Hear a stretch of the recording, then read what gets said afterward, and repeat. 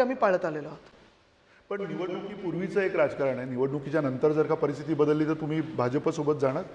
मला पुन्हा लोक असं म्हणतील नैसर्गिक युती किंवा हा प्रश्न आपण मुख्यमंत्र्यांना विचारला पाहिजे. विचारू त्यांनी मुलाखत दिली तर आम्ही कारण मुख्यमंत्र्यांना आपल्याला आठवत असेल, नाही नाही नाही हे सगळं कोण करत होतं, चक्की पिसिंग कोण सांगत होतं. आणि परवाच दादा पण ओपनली बोललेत ना की 70,000 कोटीचा ज्यांनी आरोप केला तेच त्यांच्या सोबत सगळे सत्तेत बसलेले आहेत. मग हे जे राजकारण आहे, आम्हाला पण आम्ही जाऊ शकलो असतो ना गेल्या 1 वर्षात भाजपसोबत, पण आम्ही गेलोय का? आम्ही जे मुंबई विकतायत, काही गोष्टी बघा काय असतं की कधी कधी राजकारणात अनेक लोक युत्या करतात, आघाड्या करतात, सगळं काही करतात. नितीश कुमारजी तर सगळं काही करतात. पण काही पक्ष असे असतात की नाही आम्ही सत्तेत बसलो नाही तरी चालेल, पण आम्ही आमची नैतिकता नाही विकणार, आम्ही काही प्रिन्सिपल्स जे आहेत आम्ही ते विकणार नाही. जसं मुंबई जे अदानी खायला निघालेत, आणि परत मी जेव्हा अदानी बोलतो वैयक्तिक भांडण नाहीये, अनेक त्यांचे प्रोजेक्ट सुरू आहेत, तिथे कुठेही विरोध नाहीये. पण अदानी समूहाला जसं हे 1600 एकर मुंबईत फुकटात देत आहेत ते आम्हाला मान्य नाहीये. मुंबईचं जे BST प्रायव्हेटायझेशन चालू आहे ते मान्य नाहीये. महाराष्ट्रामध्ये जो आता कायद्याची जी परिस्थिती आहे आम्हाला मान्य नाहीये. शेतकऱ्यांना जे भाजपाने खोटं वचन दिलं होतं की कर्जमाफी करू, 1 वर्षानंतर सांगतात आता नंतर बघू, हे आम्हाला मान्य नाहीये. लाडकी बहीण म्हणून जे सांगितलं होतं 2100 देऊ आम्ही, खोटं बोलले, आम्हाला मान्य नाही. खोटं बोलणारा पक्ष आम्हाला मान्य नाही. पण येणाऱ्या काळामध्ये ज्या वेळेला ही सगळी ध्येयधोरणं बदलत राहील, म्हणजे आत्ताच्या तर लोकांना असं जवळजवळ सवय अंगवळणी पडले की कोण कोणाबरोबर असेल काय त्याचा काही भरोसा नाही. म्हणूनच आम्ही लढतोय की हे अंगवळणी पडू नाही. महाराष्ट्राचं राजकारण आता आपण एका काळी बोलायचो की UP बिहार सारखं राजकारण होत चाललंय, आता असं वाटायला लागलंय की UP बिहार आपल्या नादात बदनाम होत चाललंय की काय. आता जे राजकारण चाललंय तुम्ही बघा, एवढं घाणेरडं राजकारण देशाच्या इतिहासात कधी नव्हतं, आणि एवढं भ्रष्ट सरकार जे भाजप मिंदे आणि दादांनी आता चालवलेलं आहे, आपल्या देशाच्या इतिहासात कधी एवढं भ्रष्ट सरकार नव्हतं. म्हणजे एवढे घोटाळे, आम्ही रस्त्याचा घोटाळा असेल मुंबईतला, दुसरा रस्त्याचा घोटाळा असेल, स्ट्रीट फर्निचरचा असेल, आता ब्लाइंड स्पॉट व्हायला लागले लोकांना की अरे या ठीक आहे राजकारणीनं पैसेच खातो. हे चुकीचं आहे, हा चुकीचा पायंडा पडत आहे. आणि माझ्यासारख्या तरुण राजकारण्यांनी, तुम्हाला असं वाटतं की भ्रष्टाचाराच्या म्हणजे व्यतिरिक्त राजकारण चालू शकतं आता एवढा पैशाचा अवडंबर आहे? पाहिजे ना, पण आपण कुठे ना कुठेतरी चिखलात उडी मारण्यापेक्षा बघा काय असतं की कमल दलदल में ही खिलता है, कीचड में ही कमल खिलता है, पण ते कीचडमध्ये आपण किती उडी मारायची? कुठेतरी आपण स्वच्छ करायला पाहिजे ना की आपण हे राजकारण असंच चालवायचं. आणि हा सोपा पर्याय होता की आम्ही पण गेलो असतो त्यांच्याच सोबत, पण ते न होता अंगावर जे वार होत आहेत, ज्या धमक्या येत आहेत, सगळं काही चालू आहे, ते सगळं सोसून भोगून आम्ही जिथे आहोत तिथे उभे का आहोत? कारण आमचा महाराष्ट्र आम्हाला सुधारायचं. हे राजकारण ते पटत नाही आम्हाला. मला पटत नाहीये, बिलकुल पटत नाही. पण मग हे सगळं चालू असताना ज्या वेळेला मुंबईसारख्या ठिकाणी निवडणुकीचे, ज्याला आपण म्हणतो की निवडणुकीच्या हो हो या घ्या ना, निवडणुकींच्या ह्या सगळ्या राजकारणामध्ये थँक्यू आपण पण आपली पण चाय पे चर्चा होऊ शकते. चाय पे चर्चा आपण करूयाच. आणि सगळ्यात महत्त्वाचा मुद्दा हाच आहे की निवडणुकीच्या राजकारणामध्ये ज्या पद्धतीनं हे सगळं वातावरण वेगवेगळे मुद्दे घेऊन, मध्यंतरी आरक्षणाचा आला, त्या आरक्षण कुठेच दिसत नाही. शेतकऱ्यांचे एवढे म्हणजे अतिशय बिकट परिस्थिती राज्यामध्ये आहे, तरीसुद्धा त्या मुद्द्यांना विरोधक सुद्धा, म्हणजे मी काय केवळ सत्तेचं विरोधक असेल, आपल्याला आठवत असेल हे नगरपालिका नगरपंचायत इलेक्शनच्या वेळी पण आम्ही नुसतं प्रचार नाही तर आम्ही शेतकऱ्यांच्या बांधावर गेलो. उद्धव साहेबांनी देखील विदर्भाचा दौरा केला, मराठवाड्याचा दौरा केला, जिथे तिथे नुकसान झालं होतं तिथे जाऊन आम्ही शेतकऱ्यांना धीर दिला, मतं नाही मागितली तिथे जाऊन. पण आता हेच झालं ना, काय झालंय, एक मुख्यमंत्री आणि 2 हाफ हे गरा सगळीकडे फिरतात, एकामेकांना टीका करायची तिथे टीका करतात, कुठे काही आश्वासनाचे देऊन टाकतात, आणि वाटेल ते म्हणजे कोणालाही, म्हणजे तुला आता आमदार करीन, तुला खासदार करीन, राज्यसभा, विधान परिषद, तुला अमुक गावाला एवढे पैसे. अरे पण तुम्ही काय केलंय महाराष्ट्राचं ह्या सगळ्या नादामध्ये? हा विचार आपण करतोय का? तुमची आत्ताची जी ही लढाई खास करून मुंबई महापालिकेमध्ये जी सुरू आहे त्याच्यामध्ये 87 जागांवरती जवळजवळ तुम्ही शिंदेच्या सोबत लढताय, म्हणजे त्यांच्या विरोधात लढताय. आणि त्याबरोबरीने जर बघितलं तर तुमची ही लढाई, तुम्हाला असं वाटतं की या 87 जागांच्या साठी तितकीच महत्त्वाची आहे? आणि मुंबईत प्रत्येक जागा, मुंबई असेल, पुणे असेल, हे सगळे 29 महानगरपालिका, तुम्हाला सांगतो महानगरपालिका म्हणजे जवळपास 50% महाराष्ट्रात शहरीकरण झालंय. 53% लोकसंख्या मला वाटतं आता नागरीकरण आणि शहरांमध्ये राहते. पण मुळात प्रश्न हा येतो, 2-3 म्हणजे गोष्टी ह्या विचार करण्यासारख्या आहेत.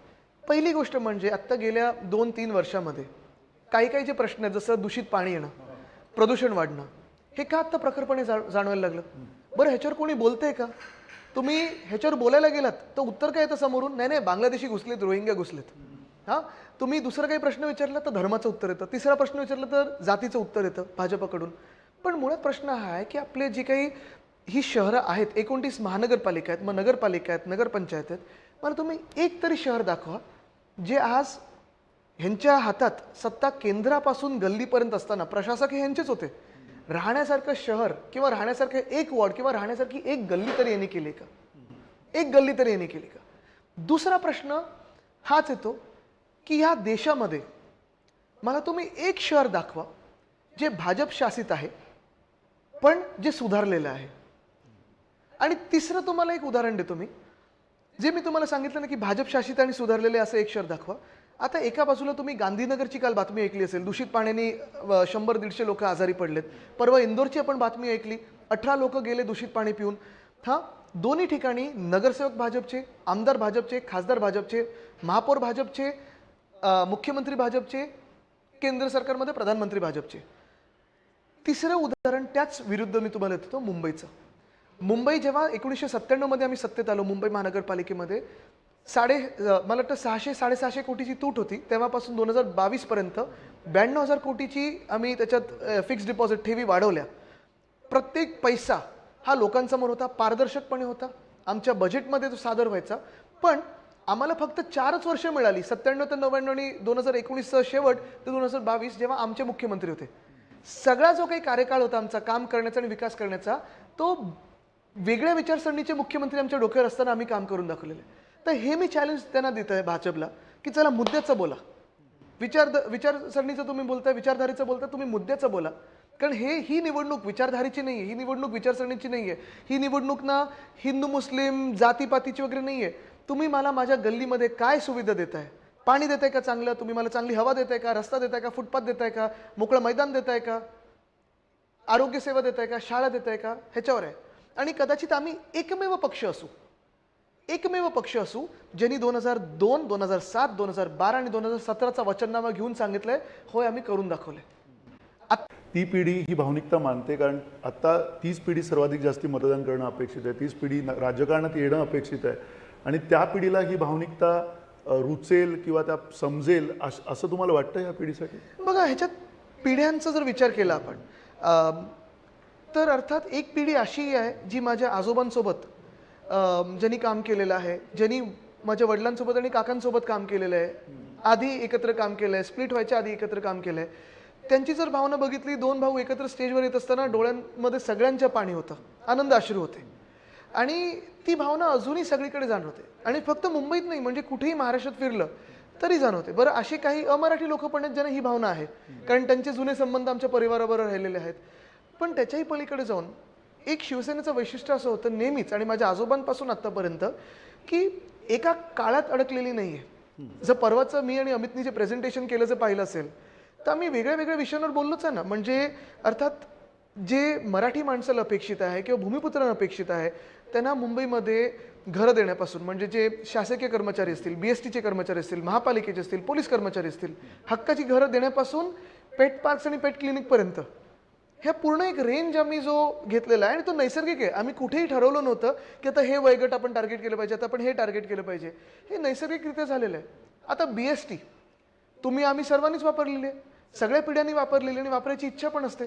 पण BST जे भाजप मारून टाकते प्रायव्हेटायझेशनसाठी, ती पुनर्जीवित करण्यासाठी जे आम्ही करत आहोत, परवडणारी BST किंवा पाण्याचे दर स्थिर ठेवणं असेल, 100 युनिट वीज मोफत देणं असेल, ह्या काही गोष्टी सगळ्याच पिढ्यांसाठी आहेत ना. तर ह्याच्यात कुठेही आम्ही कुठच्याही काळात न अडकता आजच्या काळाची गरज सर्व पिढ्यांना काय आहे हे पाहून आम्ही काम करत आहोत.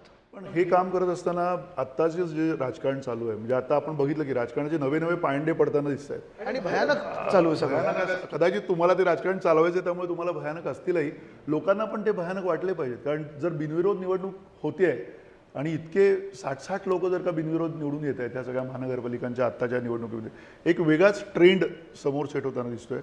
त्या ट्रेंडबाबत तुम्हाला काय म्हणायचं आहे? कारण हा ट्रेंड जो आहे हा कुठेतरी लोकशाहीला मारक आहे असं नाही वाटत? नाही, बघा, लोकशाही धोक्यात भाजप ज्या मिनिटात सत्तेत आली त्या दिवसापासून दिसायला लागले. एकदम महाराष्ट्र विरोधी ट्रेंड हा खूप प्रामुख्याने दिसतो भाजपच्या सगळ्या विचारसरणीमध्ये.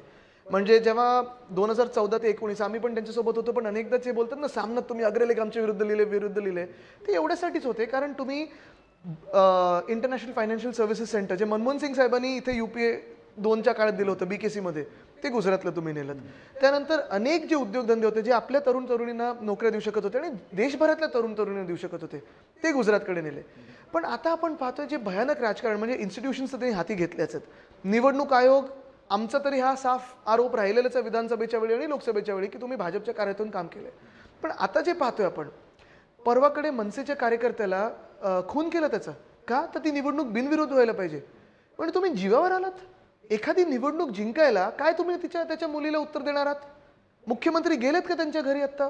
मुख्यमंत्री स्वतः गृहमंत्री पण आहेत या राज्याचे, पण कुठेही काही उत्तर आलेलं नाहीये. तसंच बिनविरोध करून घेणं, दमदाटी करणं. आता परवा राहुल नार्वेकरांचा व्हिडिओ, अध्यक्ष असतील, आम्ही मान त्या पदाचं ठेवतो, पण ते अध्यक्ष ते हाऊसमध्ये आहेत. बाहेर अध्यक्ष म्हणून दादागिरी चालवू नाही शकत. ते जे सांगतायत की तुम्हाला मी अध्यक्ष म्हणून आदेश देते की यांची सिक्युरिटी काढा, भाजपचेच ते माजी खासदार होते, सिक्युरिटी काढणं आणि देणं हे काय त्या अध्यक्षांच्या मर्जीवर आलेलं आहे?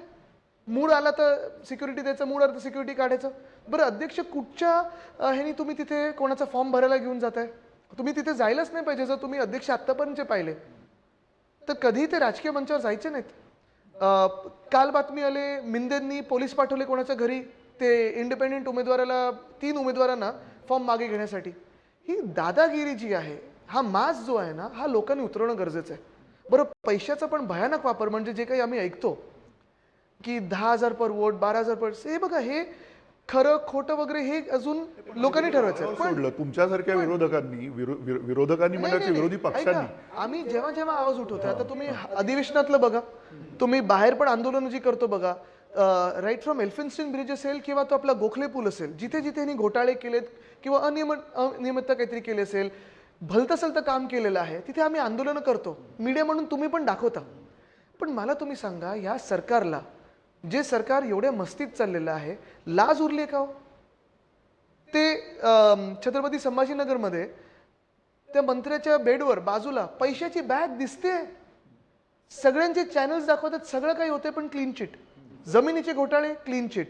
आता परवाकडेच गिरीश महाजन जाऊन सांगतात तिथे नाशिकमध्ये शहराचा विरोध आहे, पण तरी जाऊन सांगतात की तपोवनमधली झाडं कापू. मग ही जी एक त्यांना सरकारी सिक्युरिटी जी आलेली आहे, सिक्युरिटी म्हणजे जे आपण बोलतो ना की तुम्ही काही करा, कुठे मतदान करा, आम्हीच सगळं आमचं मनमानी कारभार चालवणार. मीडिया त्याच्यावर डिबेट घेतं, सगळं काही करतं, पण सरकारमध्ये लाज असायला पाहिजे ना. म्हणजे हीच वाजपेयी साहेबांची भाजप आहे का, ते वाटत तरी नाही. आता तुमचा आता जो लढा आहे तो भाजपच्या विरोधात आहे, देवेंद्र फडणवीसांच्या विरोधात आहे की शिंदेच्या विरोधात आहे? नेमकं तुम्ही आता या सगळ्या पोझिशनिंग मध्ये स्वतःला कुठे बघताय, कोणाच्या विरोधात? आम्ही महाराष्ट्र विरोधी सरकार, महाराष्ट्र विरोधी वृत्ती, लोकशाही विरुद्ध वृत्ती, ही जी वृत्ती आहे ना, ही विचारसरणी आहे, त्याच्या विरोधात आहोत. पण शिवसेना, उद्धव बाळासाहेब ठाकरे या पक्षाचा सगळा प्राण जो आहे, किंवा अगदी मनसेचा सुद्धा आपण आता तुमच्यासोबत असल्यामुळे म्हणूयात की तो मुंबईच्या